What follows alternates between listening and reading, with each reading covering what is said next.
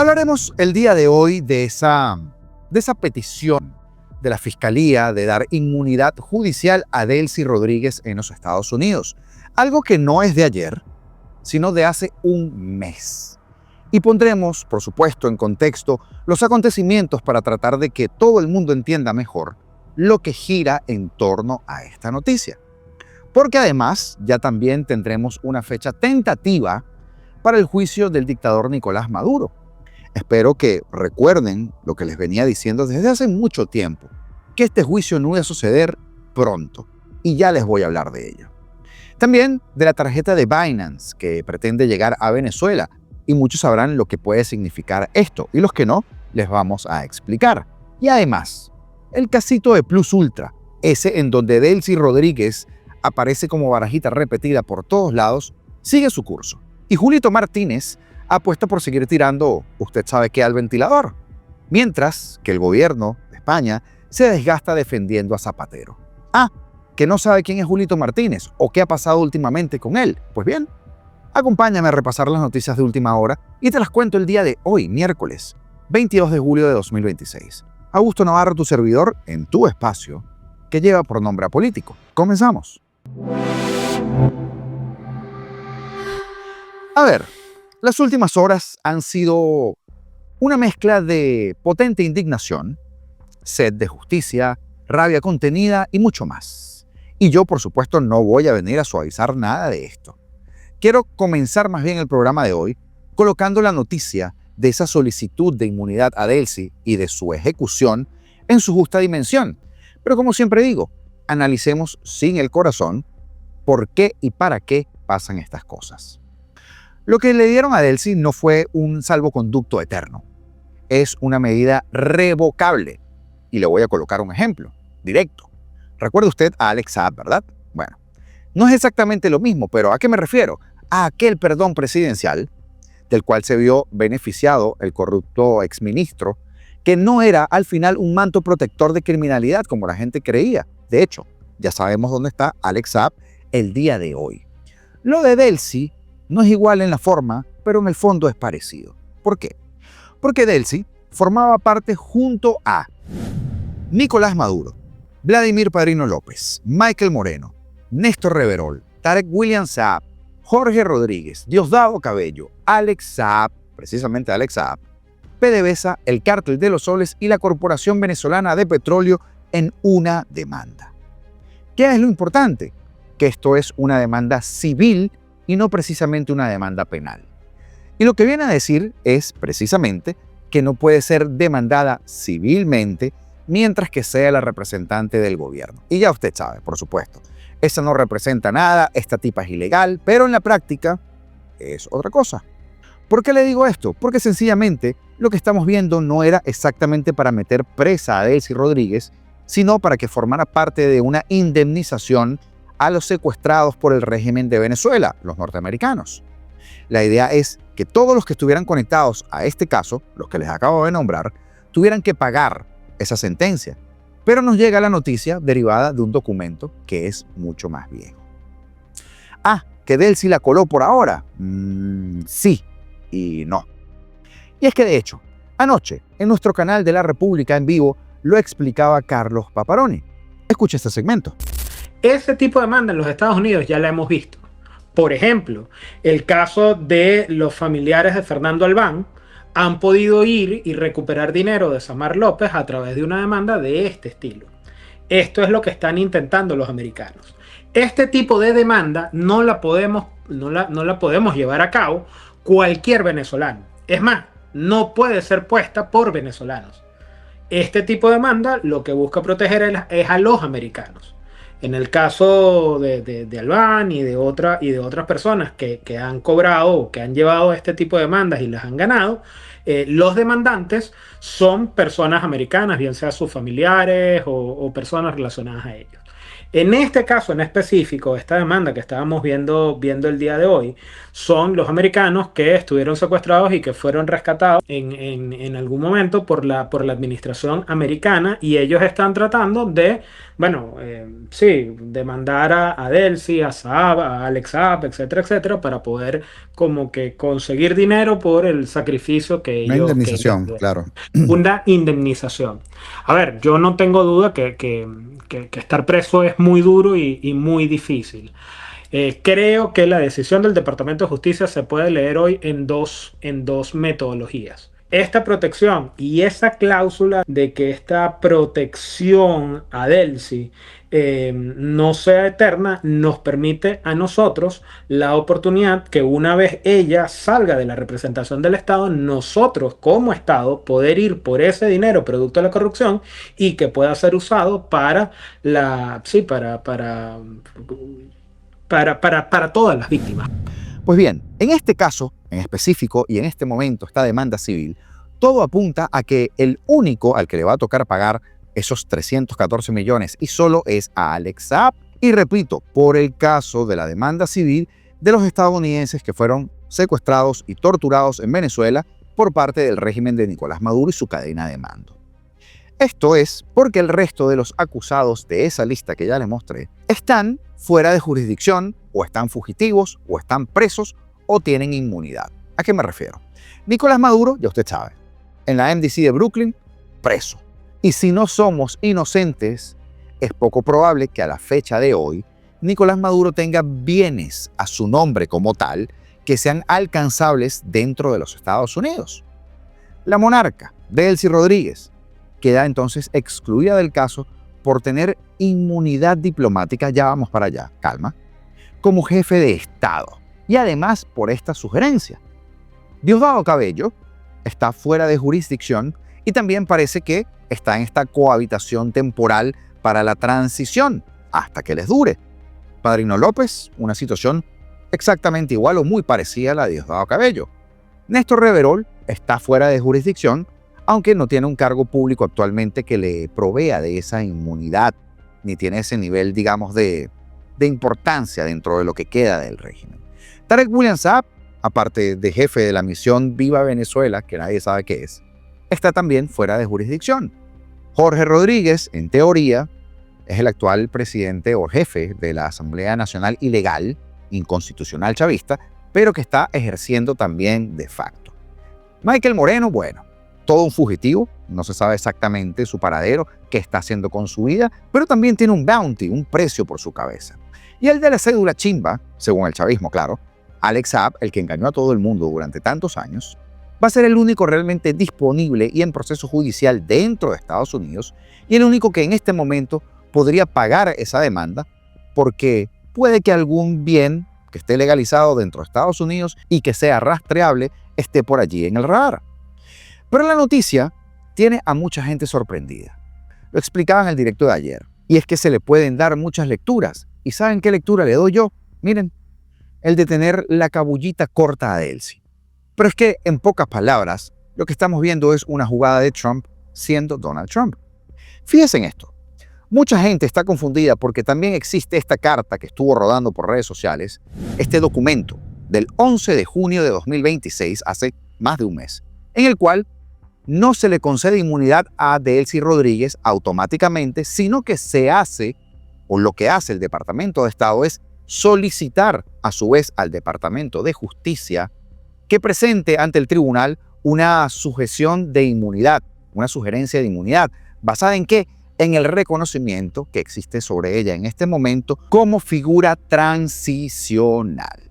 De esto, por supuesto, también hablamos hace un par de programas, de hecho, y quienes frecuentan este espacio deberían recordarlo. Sin embargo, está este otro documento, fechado de hace 2 días, 20 de julio de 2026, en donde se lee textualmente: por las razones expuestas, los Estados Unidos sostienen respetuosamente ante el tribunal que la presidenta Delcy Rodríguez goza de inmunidad en la presente causa, en esta causa civil, insisto, y que todas las pretensiones en su contra deben ser desestimadas sin perjuicio. ¿Esto es el resultado de qué? ¿De que la reconozcan como legítima presidente? Pues no. Delcy negoció con Trump la entrega de Maduro. Eso cada día es más evidente. Además, le entregó el petróleo, le entregó el oro, y ahora precisamente Trump está en una posición en donde paga y se da el vuelto con nuestro petróleo y nuestros minerales. De hecho, nadie sabe a cuánto están pagando el barril de petróleo, ni cómo o cuánto extraen.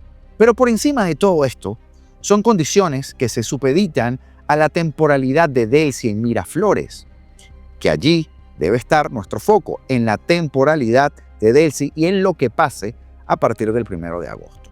Porque mientras esta jugada, en este caso específico, estaba en curso, la de la inmunidad, por otro lado, Trump también envía a Marco Rubio para que calme las aguas y para que anuncie el inicio de las conversaciones para las futuras elecciones en Venezuela. Ahora hay que resaltar dos cosas sumamente importantes. Dentro de muy poco, Donald Trump tiene que tomar una gran decisión, porque lo que está sucediendo en Venezuela no se puede mantener por mucho tiempo así, políticamente hablando. Trump ya tiene el control de la producción de petróleo y tiene arrodillado a sus lacayos de Miraflores, pero para expandir lo que quiere hacer, para llegar a ese nivel de producción, para avanzar, para atraer más inversionistas, tiene que quitarse la tara de la ilegitimidad de origen de Delcy, porque lo que vemos que funciona para este momento no va a funcionar para dentro de algunos meses.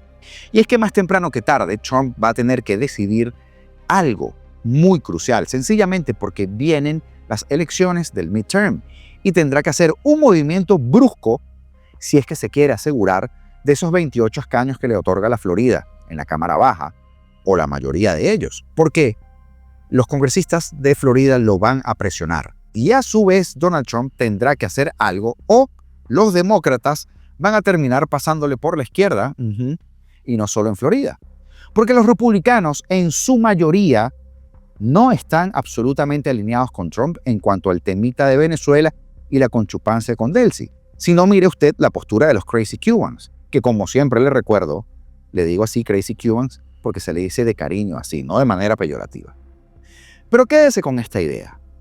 Mientras seguimos hablando de este tema, quizá lo vamos a desarrollar hoy en nuestro directo de la tarde porque tiene muchas aristas. Un juicio civil, como tal, podría afectar el proceso que lleva Venezuela en este momento de varias maneras. ¿Cómo? Bueno, primero podría generar embargos o intentos de ejecutar sentencias sobre los bienes, cuentas y activos vinculados a Delcy y al Estado venezolano dentro del alcance estadounidense, lo cual puede a su vez complicar operaciones financieras, petroleras o acuerdos necesarios para la fase de estabilización y recuperación, o sea, para que el dinero siga fluyendo en Venezuela, aunque no lo hemos visto. Ok, yo entiendo eso. Segundo, esto puede obligar a producir documentos, a que respondan acusaciones, a someterse a un discovery y a dedicar recursos políticos y jurídicos a un litigio.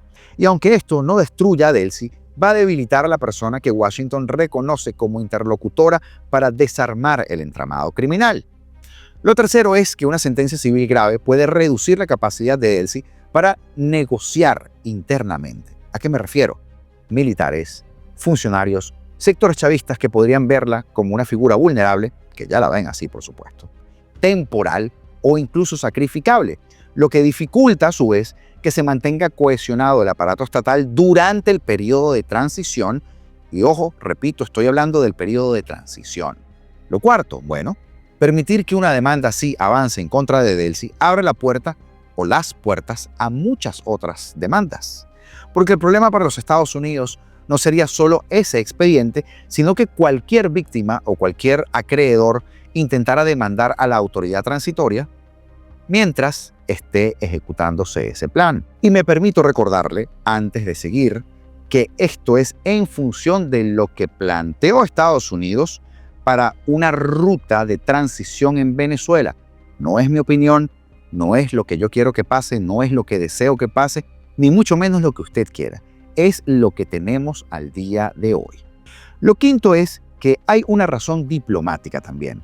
Si el Poder Ejecutivo estadounidense reconoce a alguien como jefe de Estado y al mismo tiempo sus tribunales la someten a litigios privados, se produce una contradicción que puede afectar negociaciones, compromisos y relaciones exteriores. Pero además, el caso de Nicolás Maduro. Ya vamos a ir para allá.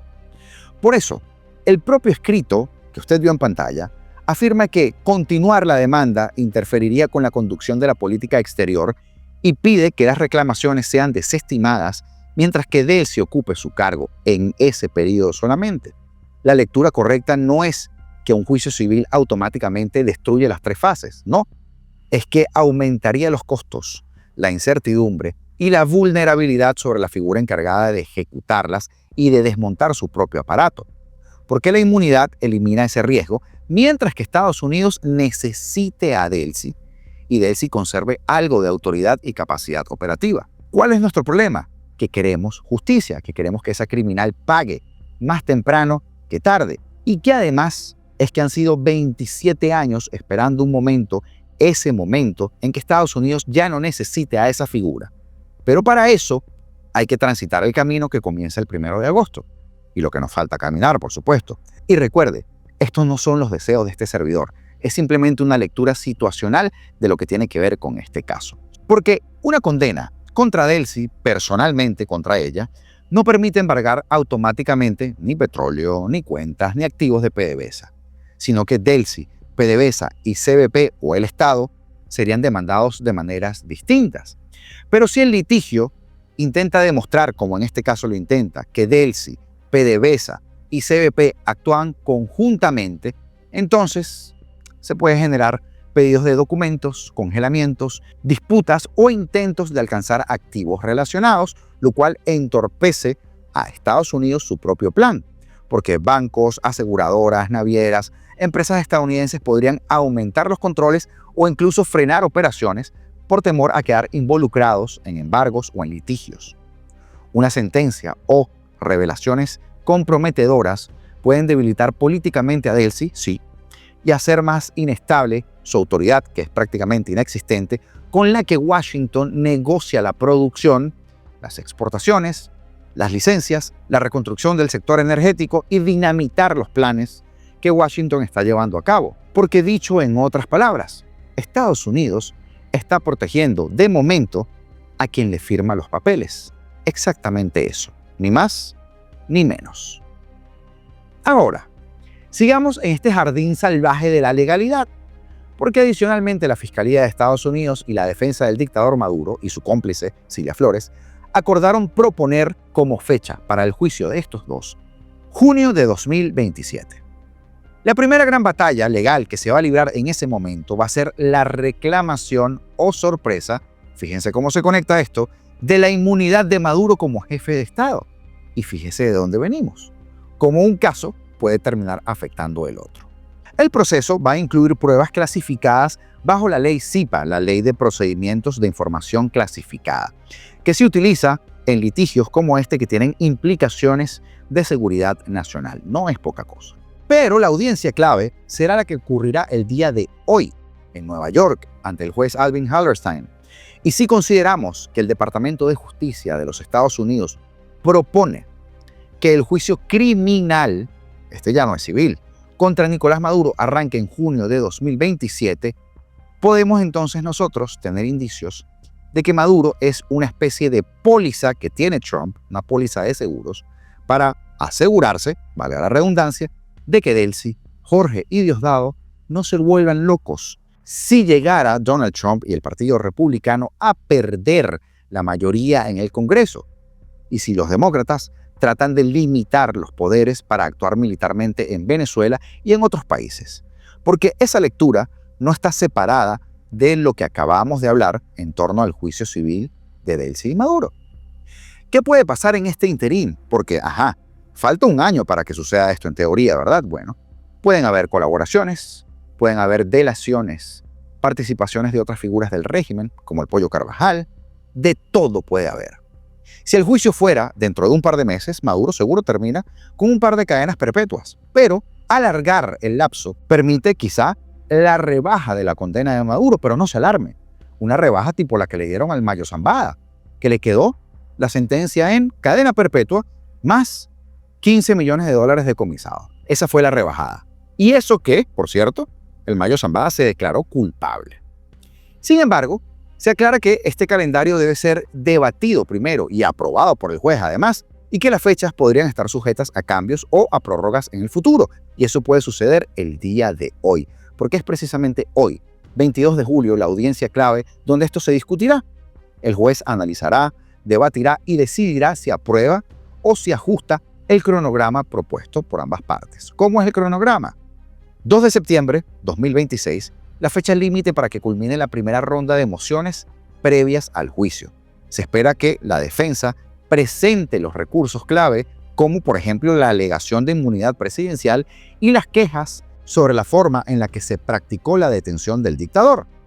El 22 de septiembre de 2026 sería la fecha límite para que el gobierno, en este caso la Fiscalía de Estados Unidos, finalice y entregue la revelación de todas las pruebas no clasificadas a la defensa de Maduro y de Cilia. El 15 de noviembre de este año también sería la fecha límite para que el gobierno termine de entregar todo el material probatorio de evidencias ya clasificadas. Posteriormente, ya entramos al año que viene, 11 de enero de 2027, sería la fecha límite para la presentación de una segunda ronda de mociones previas al juicio. Luego, avanzando a marzo de 2027, sería entonces la fecha límite para que culminaran todos los requerimientos finales antes de que comenzara el juicio. Para junio de 2027, que es la fecha proyectada y que se propone para el inicio del juicio, habrían importantes implicaciones. Pero no quiero cerrar este tema sin repetirle que aunque usted escuche que el juicio inicia en junio de 2027, actualmente el caso sigue en etapa preliminar y ese cronograma es solamente una propuesta ante el juez que tiene la última palabra para aprobar, modificar o, en caso de ser necesario, más adelante, otorgar prórrogas, si algunas de las partes así lo solicitan. Los que andaban esperando, por cierto, a que Superbigote saliera en estos días de la cárcel, probablemente ustedes no lo vuelvan a ver. Pero ya veremos lo que pasa el día de hoy y también lo comentaremos en nuestro directo de esta tarde en nuestro otro canal, Apolítico Live. Ahora, con información del diario ABC de España, nuestra colega Ainhoa Martínez nos amplifica un poquito la última hora de la cochambre política que está sucediendo del otro lado del Atlántico, que obviamente involucra a los delincuentes de Miraflores, especialmente a su jefa Delcy Rodríguez.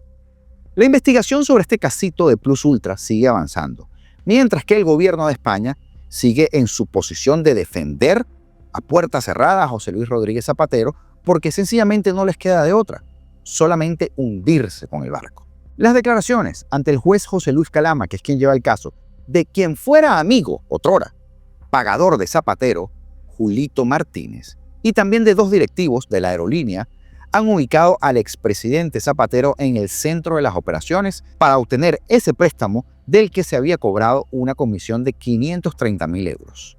Dinero que ensombrece el horizonte judicial del otro español lavador de cara del régimen y que sitúan a la Moncloa en una posición profundamente complicada. Porque, por un lado, el Ejecutivo de España ha asumido la defensa política de Zapatero, proclamando su inocencia desde todos los altavoces oficiales, incluida la mesa del Consejo de Ministros. Pero por otro, porque los focos vuelven a situarse sobre un rescate que avaló el gobierno de España en plena pandemia. Pero escuche Cayetana, nuestra Cayetana. Y dos, Venezuela. ¿En calidad de qué cobró tras el rescate de Plus Ultra? ¿De príncipe y blanqueador de Delcy? ¿De chantajista en jefe del chavismo? ¿De avalista del ideólogo de la tumba o quizá de comisionista? El empresario que pagó a Zapatero tenía un contrato para cobrar el 1% del rescate de Plus Ultra, justo la cifra que ingresó Zapatero. Por cierto, las hijas también cobraron de ese empresario y de Huawei. Como diría Steve Jobs, join the dots. La política exterior española al servicio de la corrupción socialista. Y hoy, por cierto, fajos en Ferraz. Señor Álvarez, bravos con Musk, dóciles con Delcy. Duros con Telegram, complacientes con Pekín. Lo que ustedes detestan de las redes no son los bulos, es la libertad. Y la prueba es usted mismo. Ajá. Y es que no es extraño que desde el gobierno y desde el PSOE se defienda la inocencia de actores inmersos en procesos judiciales. Esto ya ha pasado. Lo hicieron en ocasiones precedentes. Empezaron incluso por el propio Pedro Sánchez, el presidente de gobierno. También en las causas del fiscal general del Estado, de Begoña Gómez, la esposa, o del hermano del presidente. Sin embargo, en esos tres casos, la defensa pública de los investigados se hacía a colación de un abierto cuestionamiento de las investigaciones en sí mismas, Cuando se advertía de que no había nada, de que no pasaba nada, se apreciaba que eran procesos que se instrumentalizaban políticamente para tratar de derrocar, según ellos, al gobierno de Pedro Sánchez en una campaña de acoso y derribo judicial. Pero el caso de Zapatero, o en este caso, esa retórica no opera.